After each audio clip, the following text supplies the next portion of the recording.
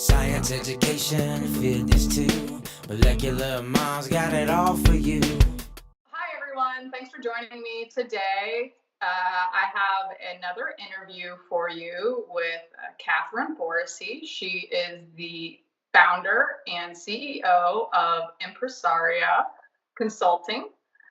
And so I just wanted to interview her because I was put in contact with her. She reached out to me when I was at Premier for some controls in a project that she was working on as a consultant to help another lab get a test up and going for them. And so that's how I sort of was introduced to her. And recently, I also have been sort of contemplating opening my own consulting business and going more of the entrepreneurial route. And I hadn't really thought about that before. And there aren't a lot of women that I know of in science that are entrepreneurs. So I thought it would be great to talk to Dr. Katie about how she got to where she's at, starting her own business. And yeah, you can take it from here. Look, I get the microphone now. Yeah. Well, thank you for having me, Amanda.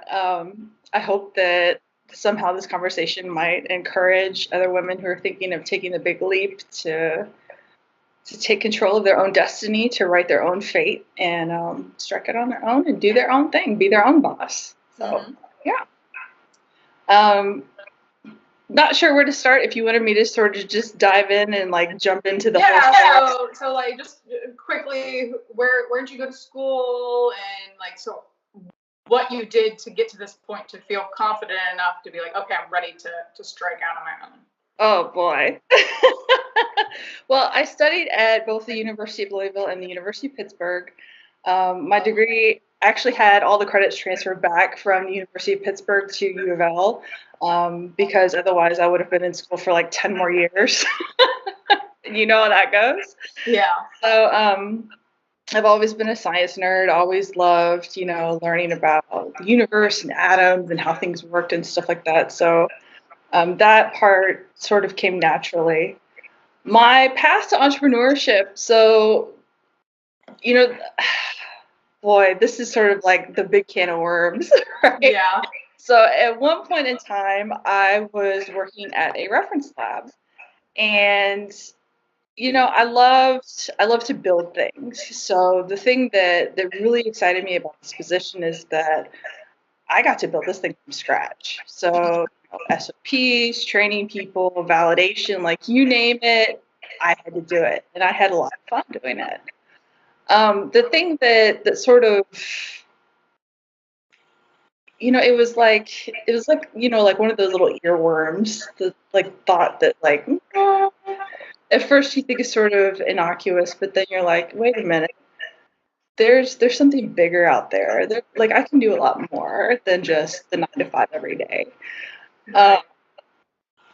And I decided that, maybe I should consider this whole like entrepreneur thing. Well, boy, I won't lie. Like I'm like, how much do I need to filter so that I don't get sued? I don't want to get into too much specifics, but at that time, I had a former colleague who struck out on her own and, was like, hey, I could really use your help. I need you. And she knew that, I wasn't really super happy with my position and where I was at. There was some friction with my boss at the time who, was more concerned, I felt was more concerned about, dollars than anything else. And I get it. Like now that I have my own business, like I understand that concern. Like you have to keep the lights on, you have to pay your bills, you have to, the internet doesn't pay for itself. I get that, but it just felt like that was like the number one thing that was tantamount. So I started moonlighting for my friend, and decided that like, hey, you know what, like I can do this. So I took the big leap. I saved up a bunch of money and decided that I was going to walk. And so I did. And little did I know, this was going to be my first big mistake, right? And it's, I think it's important to have these kind of stories out there because, like, the Gary V's and all the people out there who are like, I love the hustle, I love the entrepreneurship. Entrepreneurship is awesome, but if you think that, you're going to, like, turn around and make $1 million overnight, like, you're in for a very rude awakening. Right. It doesn't work that way unless you're extremely, extremely lucky, extremely fortunate. And more often than not, have been doing the hustle for, at least 10 years. So I quit my job and didn't have a lot of thought or foresight put into it. I just thought that, this gig where I had been moonlighting would cover all my bills, would cover everything. Or at least, things would pick up to the point to where it would sort of compensate for that. And guess what? It didn't. It did not.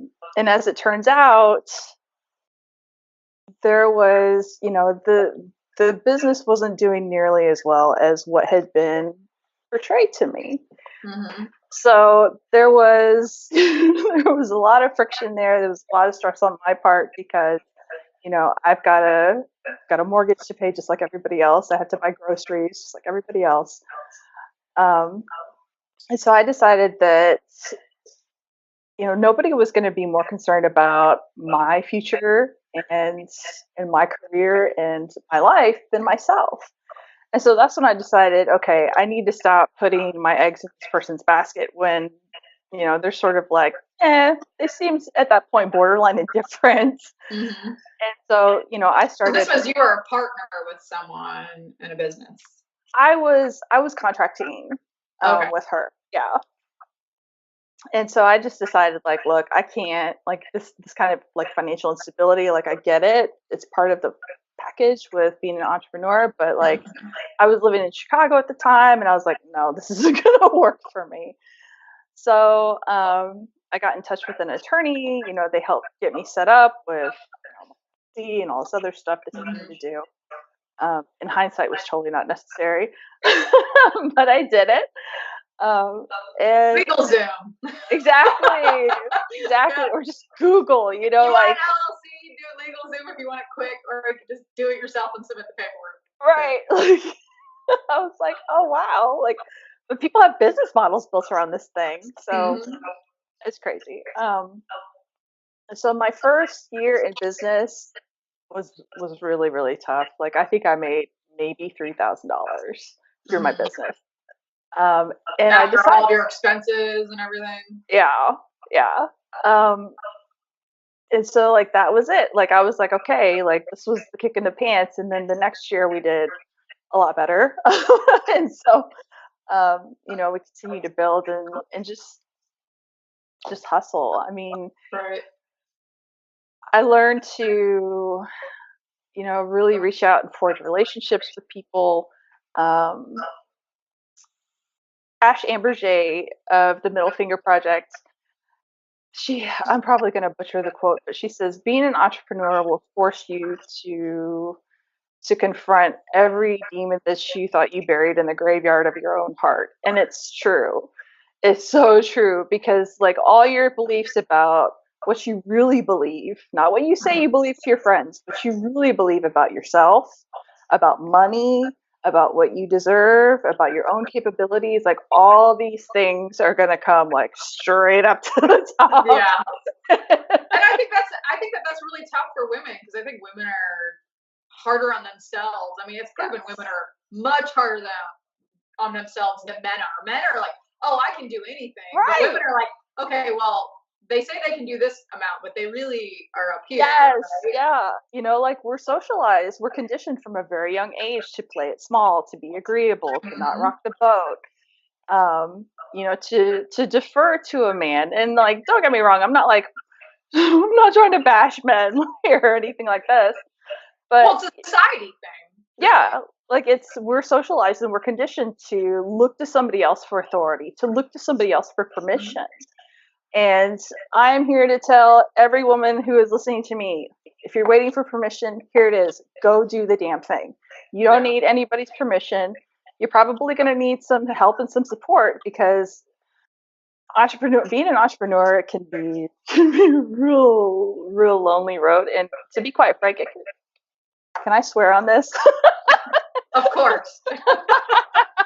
It's a mind sometimes, like it really is. And so, I think it's important to have other people around you, especially women who are going through the same thing, who are on that journey, to say, oh my God, like today was just such a show and I feel like I need to just quit and go like be a manager at McDonald's, like, because everybody goes through it. Everybody feels that way at some point.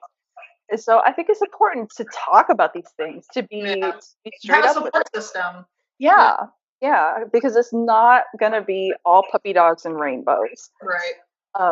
But if you can endure, the challenges, the hard times, you'll get to the other side of it, and you're gonna have wins. You will have success at some point or another. Like it's inevitable if you keep working, if you keep going, if you keep refining your system. And even when you fail, you'll learn from those failures. Right. And you fail fast. You figure out, okay, well, this didn't work for me, so I need to adjust my model so that, we can get more of these kinds of clients instead of like these kinds of clients who are total nightmares and I never want to deal with them again. Right. Right. And, I think that's another thing that women sort of trip over, being a boss, being an entrepreneur. We're trying to be nice. We want to accommodate. Don't want to, and it's like, no, like there are some clients, they think they're interviewing me. It's like, no, honey. I'm deciding if you want to work, you do work for them. Right. Because, with validation and things like this, like, like validation is not easy. People think it's like buying a new TV. You just plug it in and it works, right? It's like, no. Especially with like molecular tests. Like, what I'm talking but there are, to be fair, there are some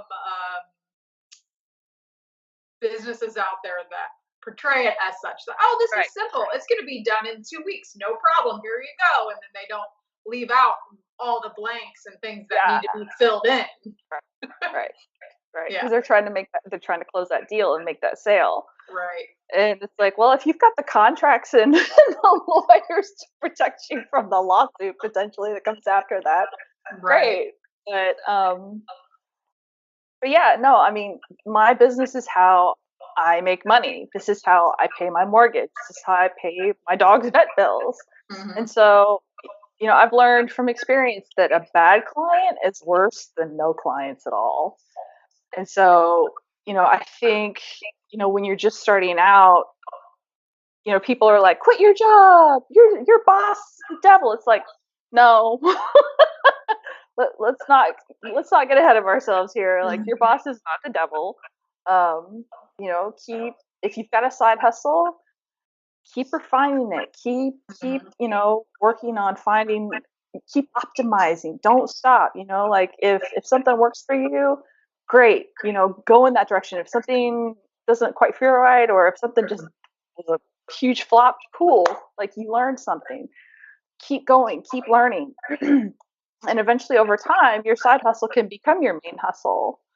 But people are like, you don't need a job. You need guts. I'm like, you still need to pay your bills and pay for the $1,000 premium for your health insurance. Right.